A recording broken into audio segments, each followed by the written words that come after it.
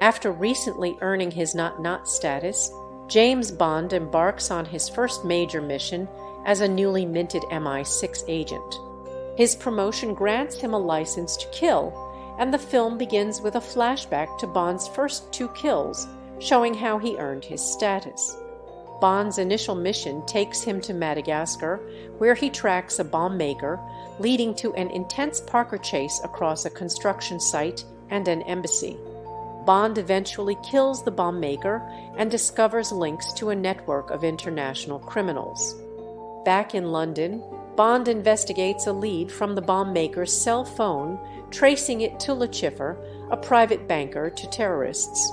Le Chiffre handles large financial deals, including laundering money and investing in stock markets to fund terrorist activities. He plans to make a fortune by short-selling stock in a major aerospace company and then sabotaging one of its aircraft. Bond, however, foils the plan, leading Le Chiffre to lose millions of dollars of his clients' money. In a desperate attempt to win back the money he lost, Le Chiffre organizes a high-stakes poker game at the Casino Royale in Montenegro. The British government sees this as an opportunity to bankrupt Le Chiffre and eliminate a key financial. It was the beginning of a new era for James Bond, the world's most legendary spy. Young, rugged, and freshly promoted to 00 status, James Bond had just earned his license to kill, but his cold, lethal efficiency was about to be tested on his very first mission. The stakes, nothing less than global terrorism. After carrying out his first kills to earn the prestigious 007 title, Bond was sent to Madagascar to track down a bomb maker tied to a web of international criminals. The chase was anything but simple. Bond pursued his target across rooftops, through a construction site, in a high-octane, death-defying Parker pursuit. Bond was relentless, and though the bomb maker sought refuge in an embassy, 007 followed him and, in the chaos, eliminated him. The clue? A cell phone with a mysterious number, a lead that pointed to someone much bigger. Le Chiffre, a man whose name struck fear among terrorist organizations and governments alike.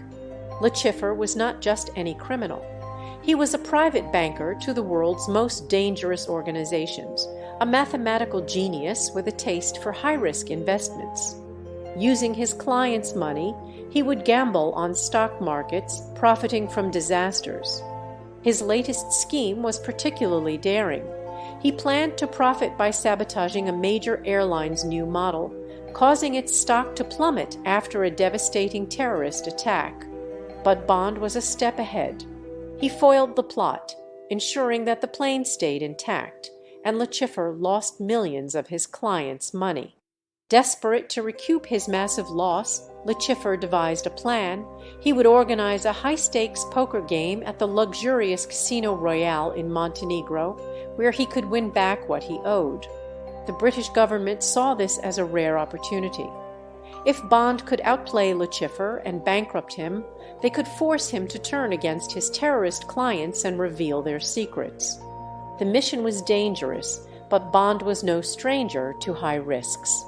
MI6 assigned him an ally, the beautiful but guarded Vesper Lynd, a British Treasury official sent to oversee the funds for Bond's poker buy-in.